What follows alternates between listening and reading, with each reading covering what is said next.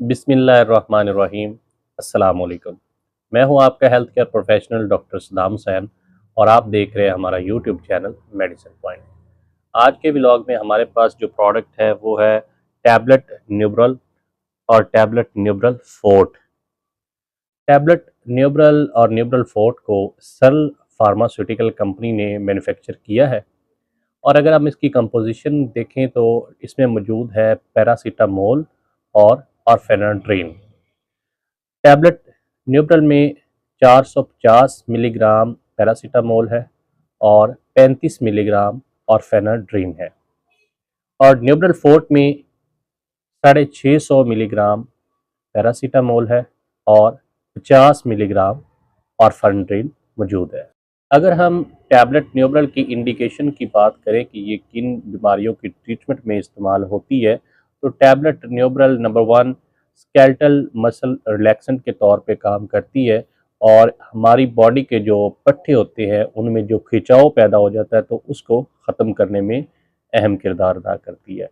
Number 2 low back pain, जो हमारी कमर की बैक वाला हिस्सा होता है, लोअर हिस्सा, अगर उसमें किसी किस्म का कोई पट्टों का खिंचाव हो जाता है तो उसके ट्रीटमेंट में इसको इस्तेमाल किया जाता है। नंबर 3 अगर मोच आ जाती है पाँव में या हाथ में तो उसके इलाज के लिए भी इसको इस्तेमाल किया जाता है।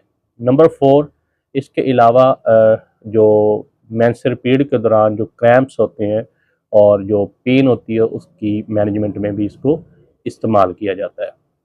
नंबर 5 मसल इंजरी, अगर किसी भी हादसे की वजह से कोई मसल टूट जाते हैं, उनमें इंजरी हो जाती है तो उसकी मैनेजमेंट में भी इसको इस्तेमाल किया जाता है।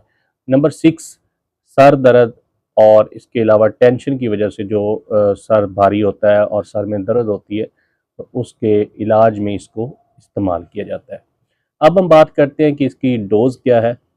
बच्चों में ये कंट्रा इंडिकेटेड है कि बच्चों में इस्तेमाल ना करवाई जाए और एडल्ट पेशेंट को ही दी जाती है और एडल्ट पेशेंट में अगर आप टैबलेट न्यूब्रोल इस्तेमाल करवाते हैं तो ये 1 से 2 टैबलेट दिन में 4 मरतबा ली जा सकती है और अगर न्यूब्रल फोर्ट इस्तेमाल करवानी है तो ये 1 टैबलेट सुबह 1 टैबलेट शाम खाने के बाद दी जाती है। अगर हम इसकी कंट्रा इंडिकेशन की बात करें कि ये टैबलेट किन पेशेंट्स को नहीं देनी चाहिए तो नंबर 1 बच्चों को ये इस्तेमाल नहीं करवानी चाहिए। इसके अलावा ऐसे पेशेंट जिनमें यूरिनरी रिटेंशन होती है, जिनको पेशाब करना मुश्किल होता है, ये जिनको प्रॉपर पेशाब नहीं आता, तो उन पेशेंट्स को भी ये नहीं दी जाती। और इसके अलावा ऐसी ख़वातीन जो अपने बच्चों को दूध पिलाती हैं उनमें ये कंट्रा इंडिकेटेड है कि उनको इस्तेमाल ना करवाई जाए।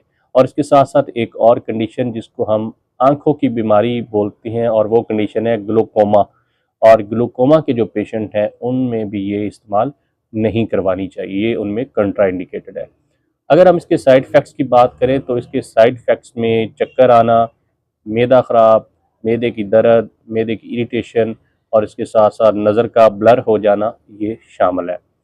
और अगर ओवरडोज़ की बात करें तो अगर पैरासीटामोल जो इसमें मौजूद होता है वो 10 से 15 ग्राम एक पेशेंट ले लेता है तो वो ये उसकी ओवरडोज़ होती है और ओवरडोज़ की वजह से स्टार्टिंग में तो स्टमक डिस्टर्ब होता है और आहिस्ता-आहिस्ता फिर इसकी जो प्रॉब्लम है वो बढ़ना स्टार्ट हो जाती है और एट द एंड जो जिगर है वो बिल्कुल ख़राब हो जाता है और यहाँ के इतना भी होता है कि कुछ पेशेंट्स की डेथ भी हो सकती है, तो ये बहुत ख़तरनाक कंडीशन है।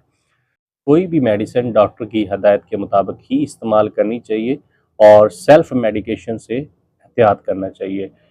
मज़ीद ऐसी इंफॉर्मेटिव वीडियो देखने के लिए हमारे यूट्यूब चैनल को सब्सक्राइब करें और बेल आइकन को प्रेस करें ताकि बर वक्त आपको ऐसी वीडियो मिल सके।